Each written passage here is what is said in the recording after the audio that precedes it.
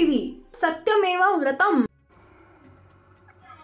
कडोळी येथे 22 मार्चला श्रीमद भागवत कथा सप्ताहाचे आयोजन।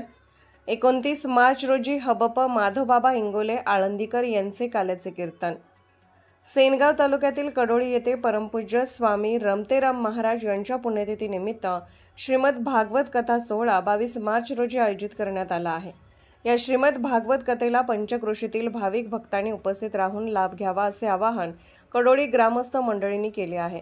कडोळी येथे परमपूज्य श्री भीमाशंकर गुरु रमतेराम महाराज संस्थान व परमपूज्य स्वामी रमतेराम महाराज यांच्या पुण्यतिथीनिमित्त दरवर्षीप्रमाणे याही वर्षी श्रीमद भागवत कथा सप्ताह आयोजित करण्यात आला असून या सप्ताहाचे 85वे वर्ष आहे।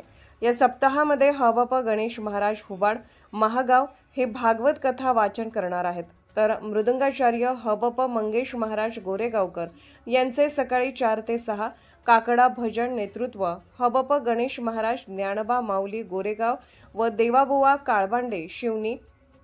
भागवत कथा सकाळी 9 ते 11, दुपारी 3 ते 5 कीर्तन आणि रात्री 8 ते 10 या वेळेत विविध कार्यक्रम आयोजित करण्यात आले आहेत। 22 मार्च रोजी हबप शिवा महाराज बावस्कर आळंदी, 23 मार्च रविवार रोजी हबप शिवचरित्रकार शिवाजी महाराज झांबरे आळंदी, 24 मार्च हबप काशीराम महाराज माने फुलकळसकर, 25 मार्च रोजी हबप संस्कार महाराज खंडागळे आळंदीकर, 26 मार्च रोजी हबप पुरुषोत्तम महाराज पाटील बुलढाणा, 27 मार्च रोजी हबप अमोल महाराज घुगे आळंदी, 28 मार्च रोजी हबप अविनाश महाराज भारती आळंदी यांचे दररोज कीर्तन व हरिजागर काकडा भजन आदी होणार आहे।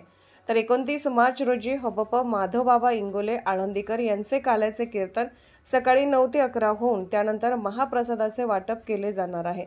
या सप्ताहाची सांगता होणार आहे। कडोळी येथे मंदिर परिसर या ठिकाणी अखंड हरिनाम सप्ताह होणार असल्याने या सर्व कार्यक्रमाला उपस्थित राहून श्रीच्या पालखी सोहळ्यात सहकार्य करावे असे आवाहनही परमपूज्य श्री भीमाशंकर रमतेराम महाराज संस्थान व गावकरी मंडळी यांनी केले आहे।